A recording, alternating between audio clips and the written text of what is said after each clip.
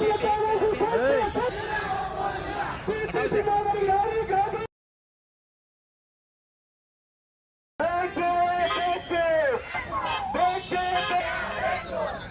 ವೈದ್ಯಕೀಯ ಕಾಲೇಜು ಆಗುವವರೆಗೂ ನಮ್ಮ ಹೋರಾಟ ನಮ್ಮ ಹೋರಾಟ.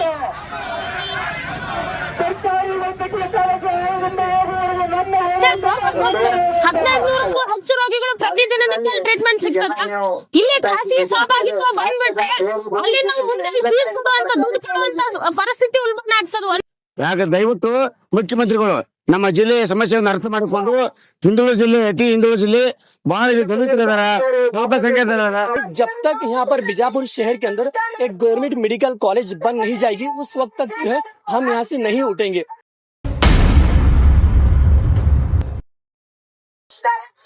मैं हूँ ज़ैद इनामदार और आप देख रहे हैं इंसाफ 360 न्यूज। आज मैं मौजूद हूँ हमारे बीजापुर शहर के अम्बेडकर सर्कल के पीछे बाजू मौजूद हूँ। यहाँ पर अम्बेडकर के सर्कल के पीछे आप देख सकते हैं यहाँ पर बहुत सारे लोग जो है एक पेंडल मारकर एक शेड मारकर बैठे हैं। तकरीबन 12 दिन से बैठे हैं। इनका जो बैठने का जो रीजन है इन्होंने ये चाहते हैं कि हमारे बीजापुर शहर के अंदर एक गवर्नमेंट मेडिकल कॉलेज बन जाए, तो इसीलिए यहाँ पर इन्होंने बैठे हैं। आज यहाँ पर जो एमबी पाटिल सर भी आए थे और इससे पहले भी जो है शिवानंद पाटिल साहब भी आए थे और इससे पहले ये जो लोग हैं इन्होंने खुद जाकर जो है हमारे बीजापुर शहर के डीसी साहब को कंटिन्यू जो है वो मेमोरेंडम दिए हैं। मेमोरेंडम देने के बावजूद भी रिजल्ट नहीं आया करके इन्होंने यहाँ पर बैठे हैं। इन्होंने ये कहा है कि जब तक यहाँ पर बीजापुर शहर के अंदर एक गवर्नमेंट मेडिकल कॉलेज बन नहीं जाएगी उस वक्त तक जो है हम यहाँ से नहीं उठेंगे। चलिए हम यहाँ के लोगों से जानना चाहते हैं कि वो इसके बारे में क्या कहेंगे। ಸರ್ಕಾರಿ ವೈದ್ಯಕೀಯ ಸ್ಥಾಪನಾ ಹೋರಾಟ ಸಮಿತಿಯಿಂದ ಬಿಜಾಪುರದ ಎಲ್ಲ ನಾಗರಿಕರು ಸೇರಿ ಒಂದು ಹೋರಾಟ ಸಮಿತಿನ ಮಾಡಿಕೊಂಡು ನಮ್ಮ ಜಿಲ್ಲೆಗೆ ಸಂಪೂರ್ಣವಾಗಿ ಸರ್ಕಾರಿ ವೈದ್ಯಕೀಯ ಕಾಲೇಜನ್ನ ಪ್ರಾರಂಭ ಮಾಡಬೇಕು ಅಂತ ಹೇಳಿ 12 ದಿನಗಳಿಂದ ನಿರಂತರವಾಗಿ ಅನಿರ್ದಿಷ್ಟ ಧರಣಿ ಸತ್ಯಾಗ್ರಹ ನಡೆದದ. ಸೊ ಇಲ್ಲಿ ನಮಗೆ ಒಂದೇ ಬೇಡಿಕೆ ಇರೋದಂತಂದ್ರೆ ಇದು ಗವರ್ಮೆಂಟ್ ಹಾಸ್ಪಿಟಲ್ ಆವರಣದೊಳಗೆ ಖಾಸಗಿ ಕಾಲೇಜನ್ನು ಶುರು ಮಾಡಬಾರ್ದು, ಇಲ್ಲಿ ಖಾಸಗಿ ಸಹಭಾಗಿತ್ವ ಬರಬಾರ್ದು ಅಂತ ಹೇಳಿ. ಯಾಕಂದ್ರೆ ನಮ್ಮ ಜಿಲ್ಲೆಯಲ್ಲಿ ಸುಮಾರು ಜನ ಸಾವಿರಾರು ಸಂಖ್ಯೆಯೊಳಗೆ ಬಡವರು ಕಾರ್ಮಿಕರಾಗ್ಲಿ ರೈತರಾಗಿರ್ಲಿ ಆ ಸರ್ಕಾರಿ ಹಾಸ್ಪಿಟಲ್ಗೆ ಉಚಿತವಾಗಿ ಸೇವೆ ಸಿಗ್ತದೆ ಅಂತ ತೋರ್ಸಕ್ 1500ಕ್ಕೂ ಹೆಚ್ಚು ರೋಗಿಗಳು ಪ್ರತಿದಿನ ಟ್ರೀಟ್ಮೆಂಟ್ ಸಿಗ್ತದ.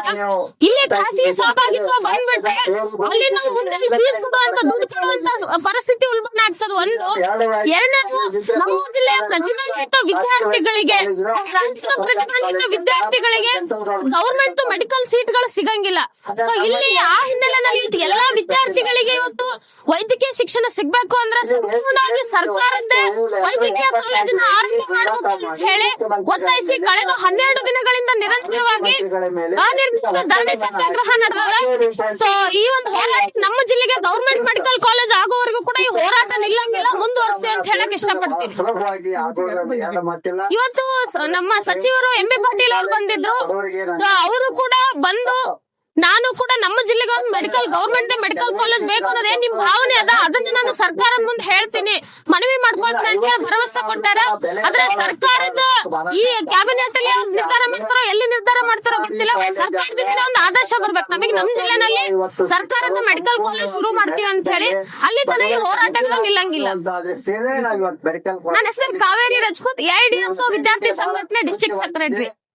ಕಳೆದ 12 ದಿನಗಳಿಂದ ಅನಿರ್ದಿಷ್ಟ ಧರಣಿ ಸತ್ಯಾಗ್ರಹವನ್ನು ಕೈಗೊಂಡಿದ್ದೆವು. ಆದ್ರೆ ನಮ್ಮ ಭಾವನೆಗಳಿಗೆ ಜಿಲ್ಲಾ ಉಸ್ತುವಾರಿ ಸಚಿವರು ಸ್ಪಂದಿಸಾಗ್ತಾ ಇರಲಿಲ್ಲ, ಬರೇ ಭರವಸೆ ಕೊಡ್ತೀನಿ ಅಂತ ಹೇಳ್ತಾರ. ಆದ್ರೆ ನಾವು ಇದಕ್ಕೆ ಒಪ್ಪಂಗಿಲ್ಲ.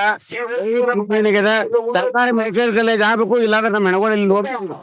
ಯಾಕೆ ದಯವಿಟ್ಟು ಮುಖ್ಯಮಂತ್ರಿಗಳು ನಮ್ಮ ಜಿಲ್ಲೆಯ ಸಮಸ್ಯೆಯನ್ನು ಅರ್ಥ ಮಾಡಿಕೊಂಡು ಹಿಂದುಳಿದ ಜಿಲ್ಲೆ ಅತಿ ಹಿಂದುಳಿದ ಜಿಲ್ಲೆ ಬಹಳ ದಲಿತರಿದಾರ, ಅಲ್ಪಸಂಖ್ಯಾತ ಹಿಂದುಳಿದ ನಾಯಕರಿಗೆ ಏನದ ಮೆಡಿಕಲ್ ಕಾಲೇಜ್ ಮಂಜೂರು ಮಾಡ್ಬೇಕು. ನಾವಿಲ್ಲಿ ನಮ್ಮ ಪ್ರಾಣನ ಕೊಡ್ತೇವೆ, ನಾವು ಇಲ್ಲಿ ಹೋಗಂಗಿಲ್ಲ ಅಂತ ಹೇಳಿ